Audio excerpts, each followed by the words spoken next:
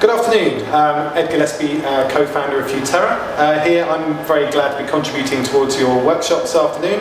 Apologies I can't be there in person, but hopefully I can give you 12 minutes of provocation around branding, insights and storytelling for marine biodiversity. So the first point I want to make is really the fact that stories are fundamental to everything we learn and understand about culture and about the way we interact and see the world around us.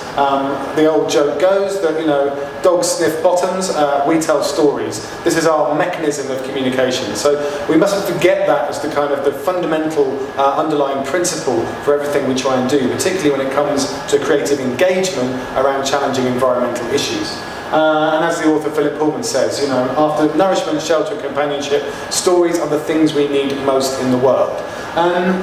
We can see how these narratives become very powerful. If you take the example of Nelson Mandela in South Africa in post-apartheid era, he developed and crafted the narrative of the Rainbow Nation, which helped to build bridges in terms of majority rule and avoid divisive conflict in the aftermath of the apartheid years. So this narrative of the Rainbow Nation was extraordinarily powerful.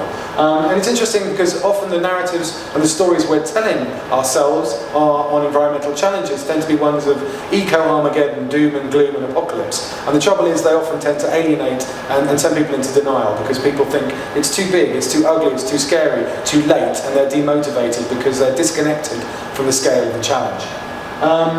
And this plays into this narrative of, we can save the planet by killing ourselves. The planet has been here 4.5 billion years, it'll be here long after we've gone. So this is often largely about saving us, as well as the wonderful biodiversity with which we share the world. This work was all encapsulated in a report that Futerra wrote a few years ago called Branding Biodiversity, the New Nature Message. I thoroughly recommend you read this. It's hopefully very useful in terms of some of the strategic thinking behind our communications approaches. The belief that underpins all of this is actually that nature is what connects us. Actually, our inbuilt and inherent biophilia is what is celebrated in terms of our connection to the natural world. And as Shakespeare said, one touch of nature makes the whole world king. And what we looked at in Branding Biodiversity was the different motivations that people have of connecting with nature. So you have your biocentrics, the people who believe in intrinsic value of nature. We probably count ourselves amongst that camp. But then you also have the humanists, people who look at the utilitarian value of nature to their lifestyles and their communities. And finally the egoists, who are actually more concerned about how nature makes them feel, rather than necessarily having any intrinsic or overt utilitarian rights. And really what we were trying to do with Branding Biodiversity was to rebalance the messaging. We talk a lot about loss, and what we wanted to do was try and change to talk about love in a more positive and prominent fashion. When we talk about loss, we tend to talk about extinction and all of those kind of negative challenges. When we talk about love, we want to celebrate the awe and wonder and the wonderful emotional feelings we often feel about in connection to the natural world. And it's also the other types of messaging around need, for example, as seen in the economics of ecosystems and biodiversity, where we're trying to put a financial value on nature, and actually the specific action. What are the tasks and the things that I can practically do that bring nature conservation and activity into my own sphere of influence, as well as my sphere of concern? And what we were aiming for is to rebalance that messaging. So less loss, not to lose it completely, but to balance it with more love, and to make sure we don't overtly go into so much of the emphasis on need, particularly because if we try and put a financial value on everything, it confuses people's understanding. If I ask you how much your sister is worth, or your cat, you may get into a kind of moment of confusion. You love them very dearly, but you don't want to necessarily put a price on their heads. And finding the action, again, what is it specifically I can do? What we found was when we combined love plus action messages, celebrating the awe and wonder, and linking it directly to things that people could actually activate, that's when you got public change, and when you got public behaviour change and engagement. And for policymakers and decision makers, it was very much about using the need plus action, actually looking at some of those utilitarian ecosystem services type arguments and coupling that with action. And of course these aren't mutually exclusive. It's important to sometimes bring a bit of love into a kind of policymaker message and sometimes a little smattering of need into a public message. But equally it was being very specific about the types of action we can expect people to undertake. Is it to be an activist? Is it to be a supporter? Is it to be a doer, actually doing something practical, perhaps in your own garden, as we've seen recently with the RSPB campaign about giving nature a home? Is it about doing stuff at work, or is it about your consumer decisions, the decisions you make in your shopping and your day-to-day life? And our tactics around this were to personalise, humanise and publicise. So actually connect it to people, use local affinities and local connections to humanise, bringing a kind of anthropomorphic relationship to some of the engagement challenges, and to publicise, to make this very high profile. And we'll also hopefully be able to show you a short film after this presentation called Love Not Lost, which will help you embody some of these particular issues. And a lot of people ask the question that Tony Juniper celebrated brilliantly in his book, what has nature ever done for us? And I think that was a very instructive book, which was looking at ecosystem services, but also having a bit of a celebration of our emotional connection with nature. And the second thing I wanted to draw your attention to was the work of Simon Christmas, which was done for the Biodiversity Action Group within DEFRA. And he talks about different types of connection with nature. And this was based on focus group research with members of the public from across the UK. And what you see here is there's a whole range of different motivations and connections of people bonding with nature, from a local resident walking their dog to a conservationist monitoring the biodiversity area. And you can see how there's different intensities there. And he said, what you find is a kind of a different awareness of living things. The dog walker might be unconsciously monitoring and bonding with nature, whereas the conservationist is actually thinking and actively discriminating, and it's very much front of mind what they're trying to do.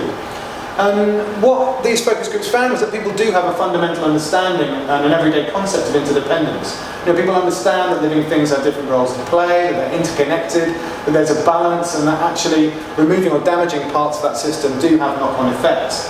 And there's a belief that nature finds a way, that people understand the resilience and the capacity of nature to regenerate, that it is a dynamic equilibrium, that we can upset that balance, and that the damage is not necessarily permanent, although serious damage may establish a new equilibrium.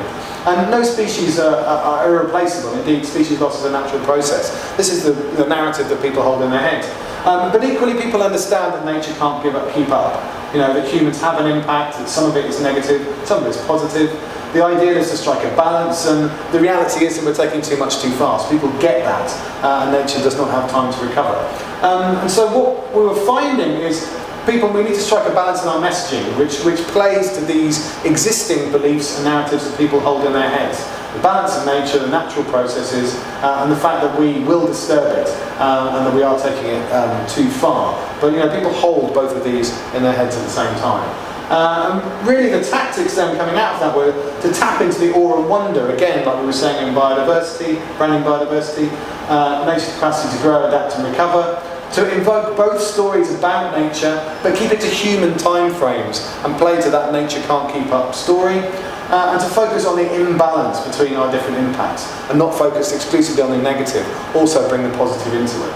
And there's a belief that humanity finds a way also, that we will find solutions. So we need to show people how nature works for them, not just tell them it matters or how much it's worth. Practical demonstrations and engagement are hugely important.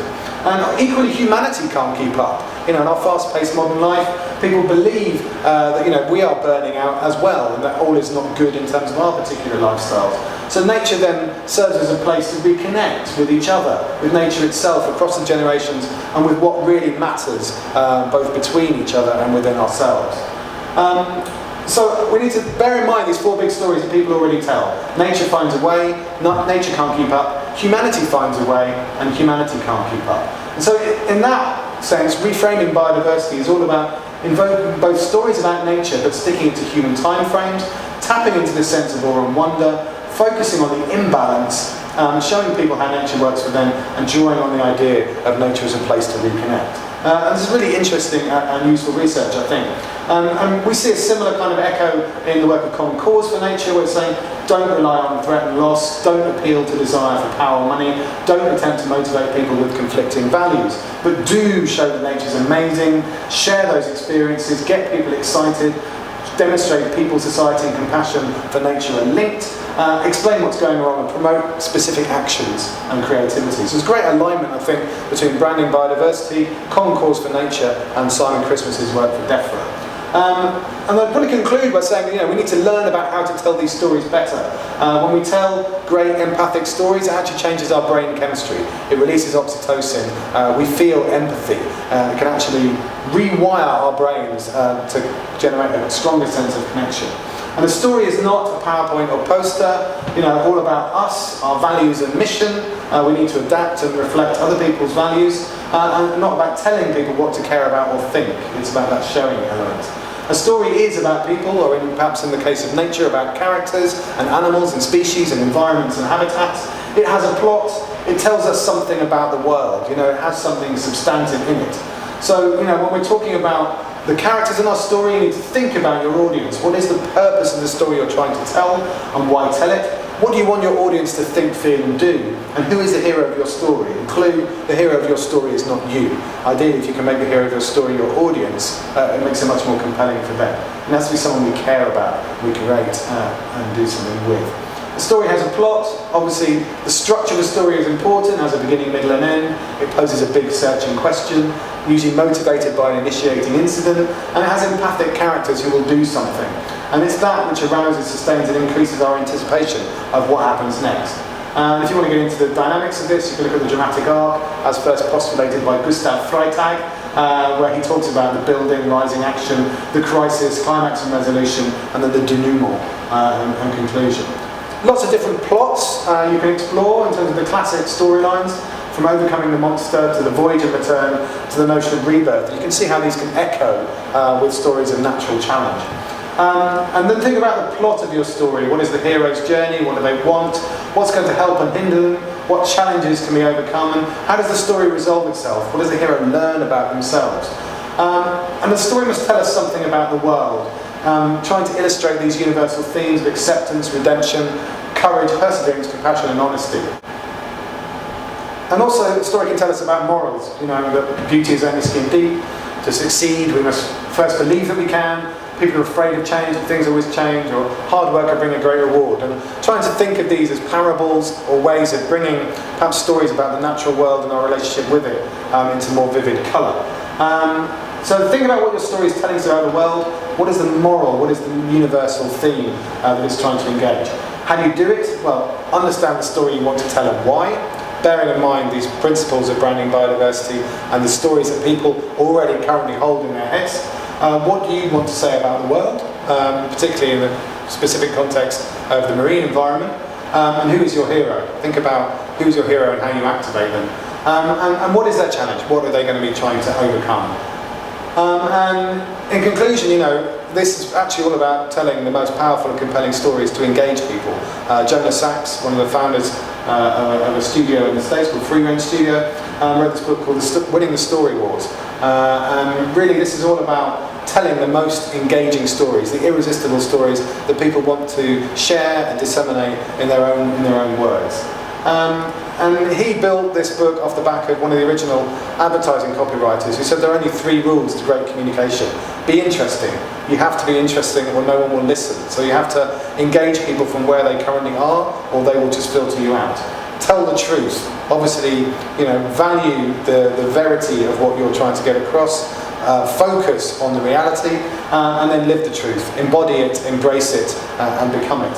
And that's really it. And all I wanted to share with you today in terms of this short provocation is understand the principles of branding biodiversity, rebalance that love not lost message, don't overdo the need message, always connect both back to a sense of specific action that you're asking your audience to do and engage with. Remember and bear in mind the different messages that people already hold in their heads around nature finding a way, but nature not being able to keep up, humanity finding a way, but humanity not being able to keep up, and striking that right balance between the positive and negative elements of your communication. And finally, tell great stories. Identify your hero, look at the challenges, generate the empathy with the particular narrative you're trying to share and get people to change. And if we do that, then we will dramatically improve the effectiveness of our communications. Thank you very much.